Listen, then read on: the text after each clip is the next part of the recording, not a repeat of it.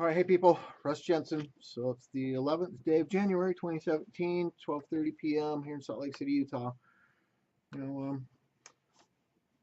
I want to, I guess, set one part of the record straight so that people don't get a misunderstanding about me, what I'm doing, why I'm doing it. Okay, um, I don't use cannabis. I don't distribute it, transport it, cultivate it, or anything else. Okay, I advocate for it because it's just a symptom of the oppression, the slavery mentality, the slave society that's been forced upon us. You know, a lot of these things that I'm talking about, particularly right now, are to help people get a proper mindset, a proper perspective of who and what you are and what's happened with our governance. Okay, so I'm all about the rule of law. I certainly am. Definitely about it being uh, enforced.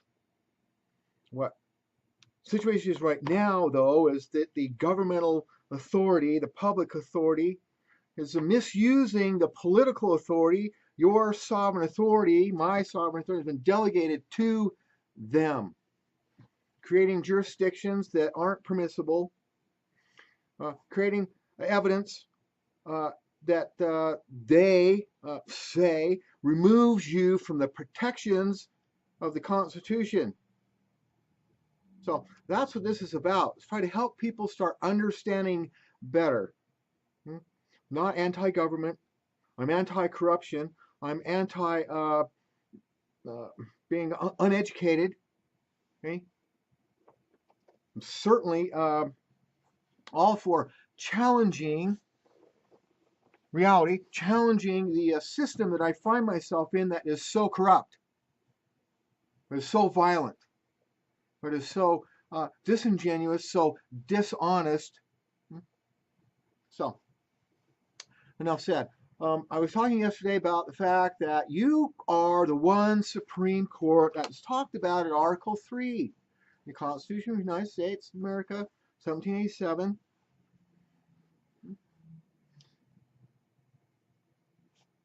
So I think it's instructive for people to stop and think about what is a court. What is it? Hmm? I think everybody familiar with the stories of King Arthur and the Round Knights of the Round Table. I was at the cable series Game of Thrones, Hobbit, Harry Potter, all those things. What are they talking about? The court, the court jester, the king's court, the ladies in waiting, okay? The knights of the court. But what is a court? Really, what is it? Hmm? Now, in modern society, a court has been the definition of a court that everybody believes is the true definition of court is what? A building you go into. Huh? The guy that's elevated himself above you, first of all, that should be a red flag. He's wearing a black robe, a costume. That should be another red flag. Huh? There are men and women at the front gates, the front door, the entrance, with tools of violence. Hmm? A demeanor of violence. Hmm? Uh, the entire setting, the entire procedure is designed to be intimidating. Hmm? You're forced to stand and rise and use all these platitudes, your honor, all these things. Okay, that is a court, but that's not the court. And here's the thing that they don't want you to know or don't want you to understand, that you have to understand. A court is a space. Okay? It's an open area. It is a space. That is a court.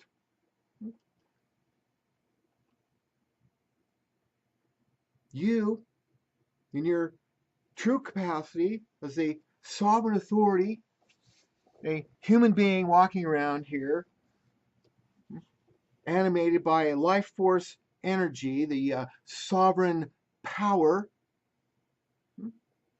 You are in court all the time. Every moment of your existence, you are in your court, your space.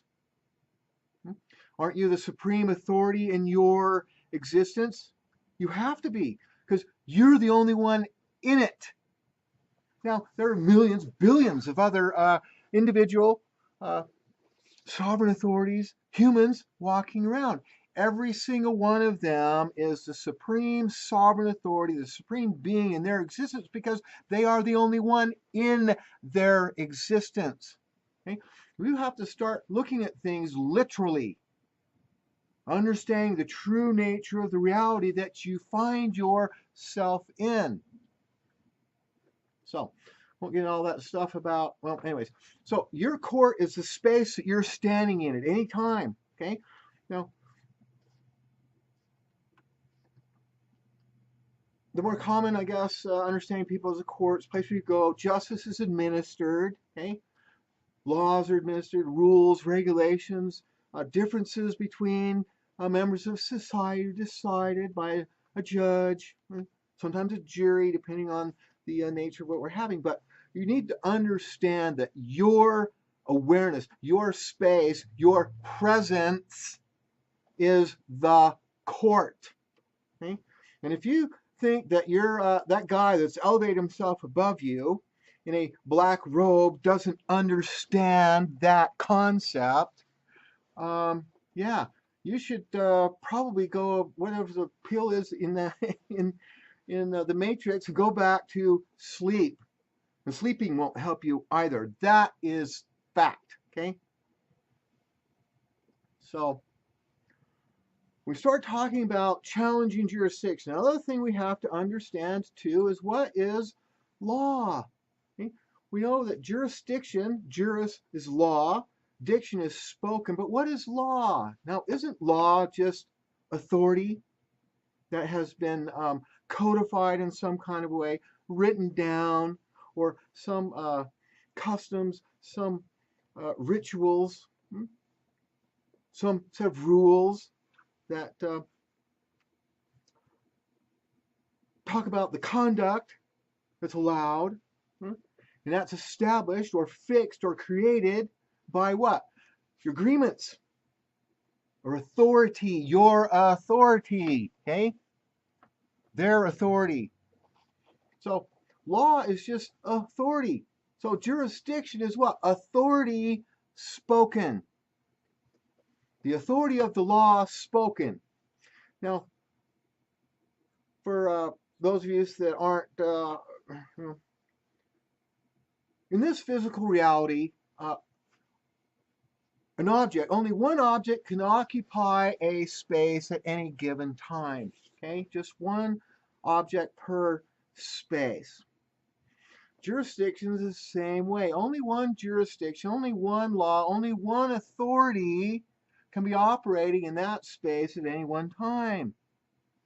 Which is why we start talking about challenging their jurisdiction. And a better word for it is removing their jurisdiction and replacing it with ours. Okay? Now, here in the United States of America, people talk about you have a constitution. Okay? We have to invoke that constitution. It doesn't give us anything. It's a tool for us to use to keep the government in check, tells them the extent of their power, how it's to be expressed, the limits, okay? So in doing that, understanding that yes, you can constitute a Supreme Court, your Supreme Court under Article 3, that Constitution of the United States of America, 1787, and there we make the claim for our law, our authority that is going to be spoken, that is going to control the space, control the court. And in that document, at that Article 3, we find that there are two forms of law that can operate on us, at law and equity. Okay? So, if you're appearing in one of their private courts in a building in front of a guy sitting up there in a black robe, okay, they have dragged you into a jurisdiction, their jurisdiction, and they won't tell you what the law is, what the authority spoken is that's operating there. They'll give you some, very, well, statutes, this, that, and the other, but that's not the authority. That is not law. That's prima facie evidence of a rule or regulation, but it's not law. Okay? And they've gotten you there because they're making presumptions about your status, and they've done that through the use of Social Security numbers, use of Federal Reserve notes, FDIC insured banks, consent on all kinds of government forms, okay, different things, right? But their jurisdiction is prima facie. Also, it can be rebutted, it can be challenged, and if a superior jurisdictional authority, a superior law, a superior authority is put into place, then they must then overcome the presumption of that and the prima facie evidence that we provide. So, what's happening when you're going into your court, there are two states. There are the organic constitutional republic state, the state of the dirt. That's a union, a member of that union of states, confederated under that document known as the Constitution of the United States of America. And then there's an incorporated state. Now, that incorporated state is not the same one, because when your organic state was defined, it was incorporated also, okay? This is an incorporation as an instrumentality of the federal government, operating under their territorial authority, Article 4, assuming, making the presumption based on the prima facie evidence of your use of a Social Security number, Federal Reserve notes, bank accounts, voter registration, all those different things that you have elected to be one of their people. But those can be overcome. That evidence can be challenged. That evidence can be, I guess, defended against, replaced with superior evidence. Okay? So,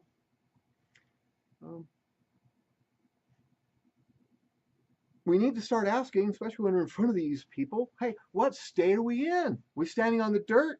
Are we standing on your pieces of paper that have words on them? Because the only authority that I have consented to be governed by is under the Constitution for the United States of America, 1787, and the law that I consented to be governed by is found in Article 3, Section 1, at law.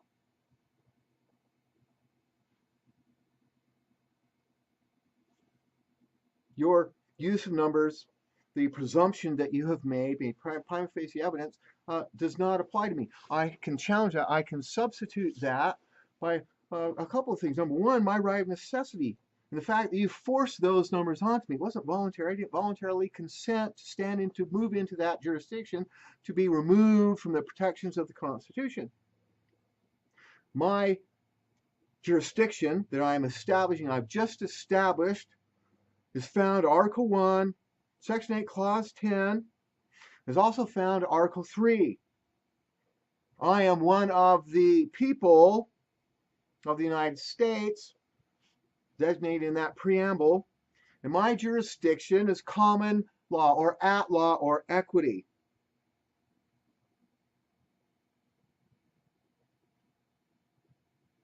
Now, they have to overcome that evidence, that presumption, that statement, your jurisdictional authority, which is now controlling. They have to then answer that. They have to then reacquire jurisdictional authority. The only way they can do that is if we're prosecuting now or moving forward in common law or at law or equity. Without that, they have no consent. Now, I'm going to talk about the conversation we would be having with the judge, but you need to start understanding that is what we are doing. We are breaking the nexus. We are challenging the prima facie evidence, the appearance of evidence that we have given up our constitutional protections to be part of their whatever society, this biological living entity or non-living entity that's trying to animate with your life force energy. That's what they're doing. Okay? So you need to understand what you are. You are the lawful sovereign authority that government gets its consent from, permission from, to govern you. And that consent goes only as far as the words in that document known as the Constitution of the United States of America and your local state constitution also. I had somebody send me a comment about, hey, well, you're high and the government can regulate things. Sure, they can. They certainly can. I don't dispute that at all. I don't dispute the ability, the authority of my legislative body here in the state to do all kinds of things. As long as they're doing it in the proper jurisdiction, and they're doing it through the proper processes, which right now they aren't. They are acting outside of the authority. They're acting ultra vires. And if the person that left me those comments, Snow Tiger, whatever, why don't you try reading a few Supreme Court holdings about the fact that jurisdiction, once challenged, must be proved, and officer, agent, employee of the government in any form operates outside of his jurisdictional authority, true lawful authority that's been granted to him, does so as a private individual, and it can be prosecuted, can be sued. I've done that, and I'm going to be teaching you people how to do it. Okay? So let's not get confused here about what's going on. Okay? I'm not challenging government. I'm challenging what's going on. And I'm trying to challenge you people to stop and start thinking for yourselves about what is real and understanding the definition of words, understanding yourself. You are the lawful sovereign authority in your society. They have to get their consent to govern you, and they have done that through the Constitution of the United States of America. And law that can be applied to you under your consent is at law or equity. Now, it can also be under admiralty and maritime under certain specific defined requirements and conditions. I'm not saying that they can't do that either. I'm saying those are the only 4 forms of law that are possible. This non-constitutional, legislative, administrative, statutory jurisdiction that they have created, that they have claimed that I have voluntarily agreed to join, doesn't have jurisdictional authority, cannot overcome my superior jurisdiction that I've established through my one Supreme Court, me understanding who and what I am, and a court is my space. My law spoken, my jurisdiction spoken, is constitutional law found in Article 3 at law. You have no consent outside of those parameters. Now, common law, most people don't understand it because you haven't been taught it. It has all the necessity. It has the ability to deal with all kinds of criminal activity, damages, theft, fraud, breach of contracts, violence on people, okay? All those things. You don't have to have a statute. You don't have regulations. Okay? Those statutes cannot apply to a real living man person. Why? Statutes can only apply to created fictions. That's why they make you a fiction on paper. Okay? Are you living on the dirt, or do you live in a piece of paper? Okay? So that's what it is. Understanding your court is a space. Court can be where law can be applied, administered. Can be in a forum like that, a formal forum. Doesn't have to be, but you need to understand your court that then starts to express your jurisdiction, your law spoken, your authority spoken. And what is your authority? Your lawful sovereign authority is your life force energy. as a living human being, person, man, woman, walking around, and you've entered into agreements with the rest of the other uh, people here walking around, okay, to abide by a certain set of rules. Right now, they're trying to apply to you a set of rules that they haven't shared with you, number one. And number two, they did not have and do not have permission, authorization to create those rules to apply to you, and then doing under deceit, deception, violence. So that's it for the moment. Understand who and what you are. You're the lawful sovereign authority. They must get consent from you, and your consent consists of the Constitution of the United States of America and the Constitution of your organic uh, republic, state, individual nation state that you live in. And anything else that you haven't voluntarily consented to with full knowledge doesn't apply. Now, they're going to keep applying it to you. They're going to challenge these things. But the great thing about truth is, number one, it doesn't require your belief. And number two, it cannot, will not ever remain suppressed. It always comes out. And the greatest part is they know, the people in charge know. In fact, I know for a fact there are a number of Supreme Court justices in a number of the states, nation states, republics. They're waiting. They can't operate, they can't move to help resolve this problem until these issues are brought before them in the proper manner.